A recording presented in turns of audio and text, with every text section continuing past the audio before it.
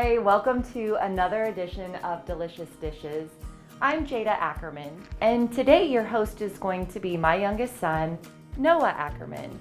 I always thought it was extremely important that my boys know how to cook and how to be self-sufficient and not have to depend on someone else to do that. So, Noah, today we're going to turn it over to you. He's going to be making one of his absolute favorite dishes. And you've kind of said that you're like probably one of the best people at making steak that you know. I would say so. So, all right, well, I'm going to turn it over to Noah and we'll let him show you how to do it. Alrighty, so my mom was not far off by saying this is my favorite thing to cook. Started out with my father, just experiment on the grill. And I eventually just decided that I was going to do better than he did and decided to make my own steak. So what I'm doing right now is I set my steak out to temper for 15 to 20 minutes just to kind of get it down to room temperature. That way when you throw it in your hot pan, you're not cooking your steak unevenly. So then I throw a base layer of olive oil on it, and that's kind of going to help my salt and pepper stick to it. And you're throwing it in a super hot pan once you stick it in there, so a lot of this seasoning is going to end up baking off of it, so we want to get a pretty good coat on there. I promise it's going to look like you're seasoning it too much, but it's going to turn out just right. We're going to flip and do the same thing on this side.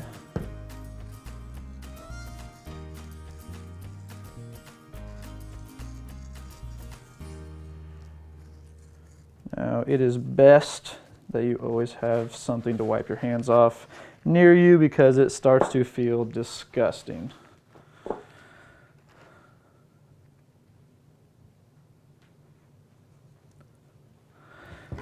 Now that I've got that all prepped, the sides are still not seasoned, so everything that is left on the board, I'm going to pick the steak up and I am going to rock it back and forth and season every side of this steak. So now we're going to let that sit. I'm not going to rub the top of the steak, but I'm going to press down. It's nice and soft on top, so that's going to push the seasoning down into the meat. And now I'm going to turn around and turn the stove on.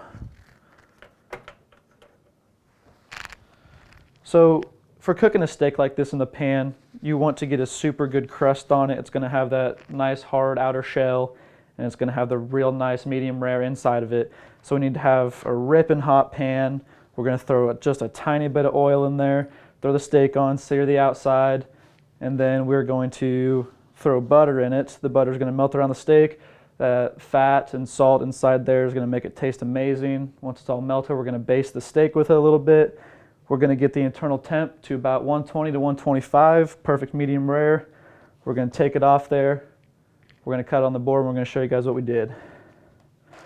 So just to check to see if my pan is hot and ready, I'll just take a little bit of water in my hand, throw it in the skillet. You can hear it sizzle on there. That means that pan's ready. So I'm going to bring the steak over here. I'm going to put just a bit of olive oil in there. Take that pan, get that olive oil all around there. And that steak is going to lay away from you, always away from you. That way, when it starts sizzling and popping, that stuff isn't shooting at you, shooting out the sides. You can hear that nice sizzle on there. I'm going to take these tongs. I'm going to lift it up just for a second, just to make sure that I have a nice layer of olive oil under that steak. We're going to let it sit for about 30 seconds aside. That's going to get a nice crust on it.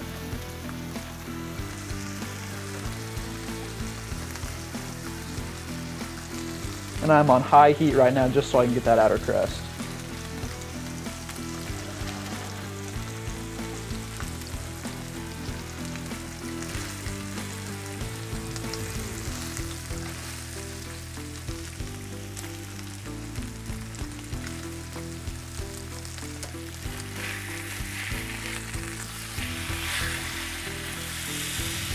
You start seeing that crust start to form on the top and bottom there. It's not where we want it yet, but it's definitely a start. The That's kind of just to get the cooking time on the outside, that last base layer, started just a little before everything else. So once we turn the heat down, we start cooking a little more, it's gonna cook the rest of the steak and it's gonna give a nice crust on that outside.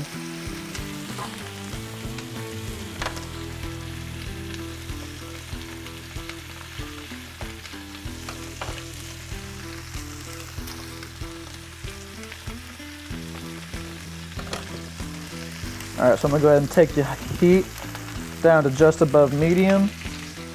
I'm gonna go ahead and flip that steak back over. Yep, get a nice crust on there. I'm gonna take about a quarter stick of butter right now. I'm gonna throw 2 of those pieces in on each side. And that's gonna start to melt it down. And more than anything, that oil at the beginning was just to get it started. This butter is what's really gonna keep this steak cooking nice.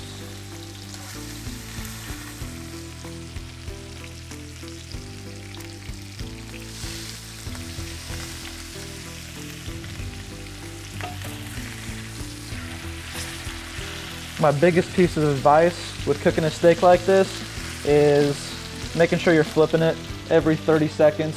If you leave it on one side too long, you run the risk of burning one side or overcooking one side. And you're just gonna have a super uneven cooked steak, and it's not gonna taste how you would want it to. So now that that butter's melted down, I'm gonna go ahead and take another chunk out of that stick of butter and throw that in. We got about half a stick left now.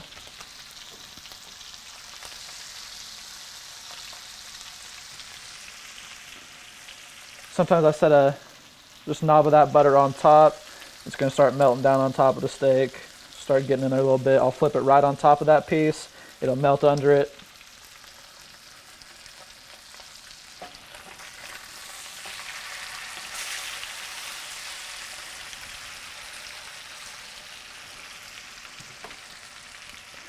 All right, so my next step, one thing I love to do is use garlic with my steaks. So this garlic, I actually buy fresh garlic and then I take out the cloves myself and I let soak overnight in water, a little bit of olive oil, and a little bit of garlic salt. Let those soak overnight, and then you'll take them, press your hand down, you'll crack that clove, it'll break open. It's got a wonderful smell inside. I'll take 3 to 4 of those inside this pan, cooking with this steak.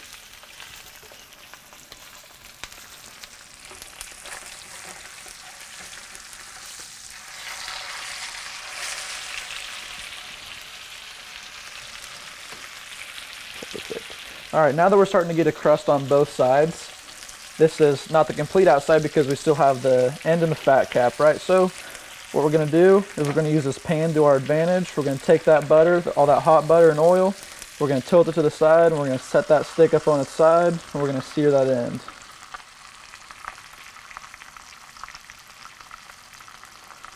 About 15 seconds is all that little piece takes.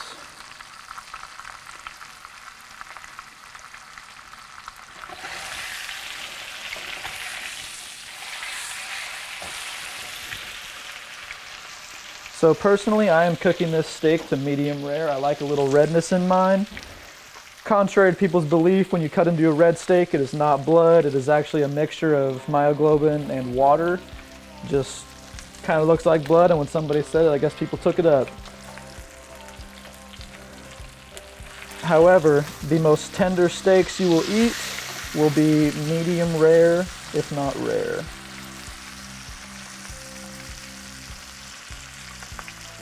Starting to get a real nice crust on there. I'm gonna go ahead and take just a little bit more butter in there. I'm gonna go ahead and set it on top. I just kind of push it around this steak, kind of just trying to coat that whole thing in butter. That butter is what's gonna help that steak get that real crispy crust on the outside.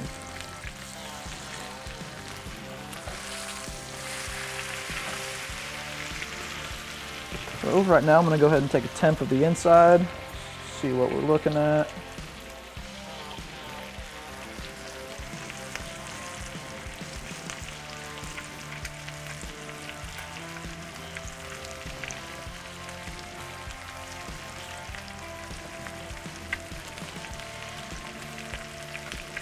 Alrighty, still a little bit to go. It's alright, because our crust isn't quite done yet either. I'm going to take that heat and turn it down a little more.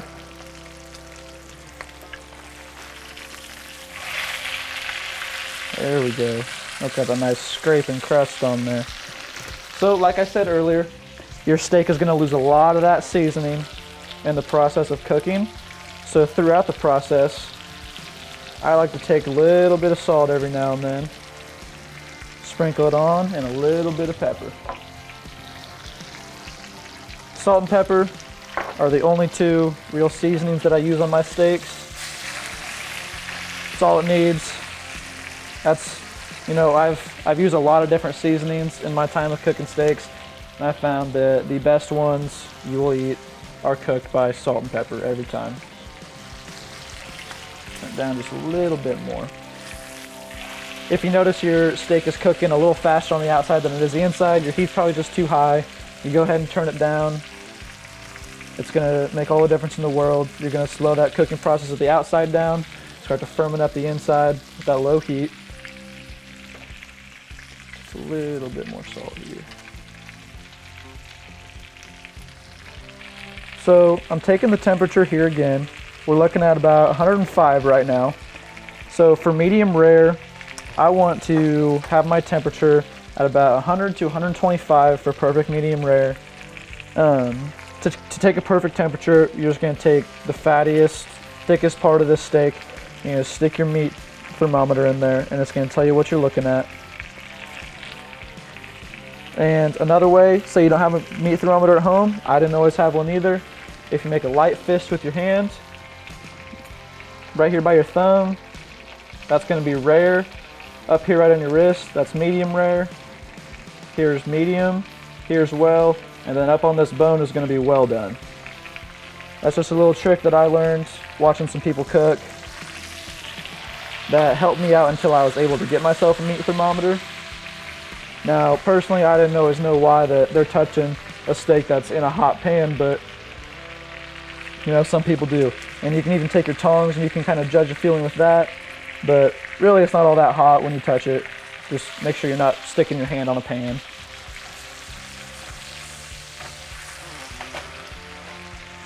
So if you can see the steak, you can see the fat starting to separate here.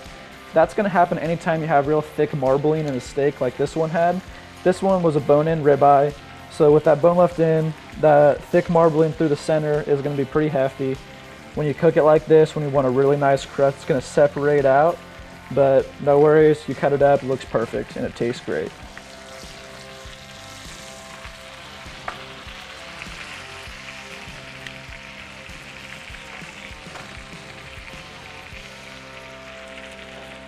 Another thing to remember is just because you take a steak off the heat does not mean it's going to stop cooking right away.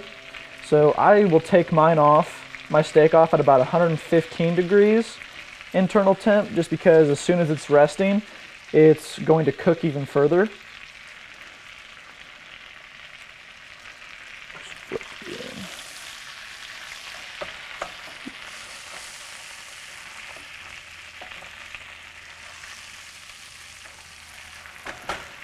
See all this foamy butter in there? We're going to tilt that to the side. Make sure that steak just soaks in there for a minute.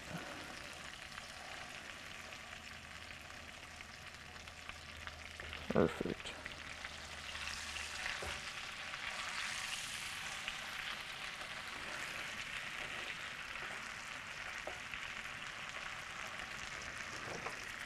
Let's take this one more time, and I think we're about done. Once again, I'm just sticking this in the thickest part of the steak.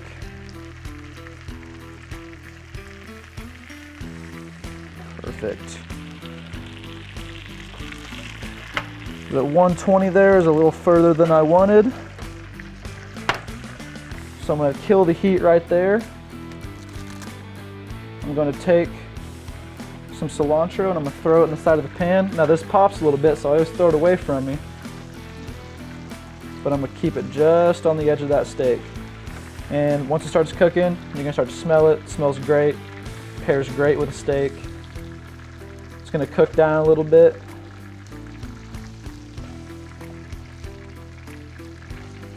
I only leave that in there for maybe 30 seconds to 45 seconds. That's all it takes, otherwise it's just gonna cook down and you're not gonna get anything else out of it.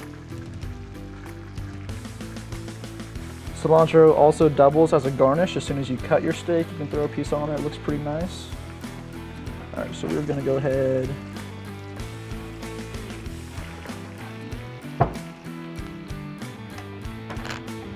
Take this steak off the burner over to our cutting board.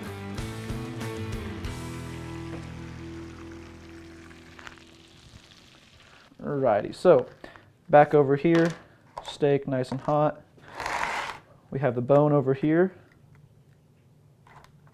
I'm gonna go ahead and cut all that out and set our bone to the side. Now, there's a fat cap over here. Other than that, your steak is going to cut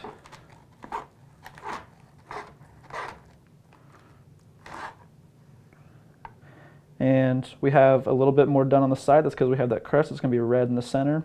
This is looking more like a medium than a medium rare, but still not a bad taste. We are going to then take the butter from that pan that we used. We're going to take just a little bit of it. We're going to go ahead and pour some over our steak.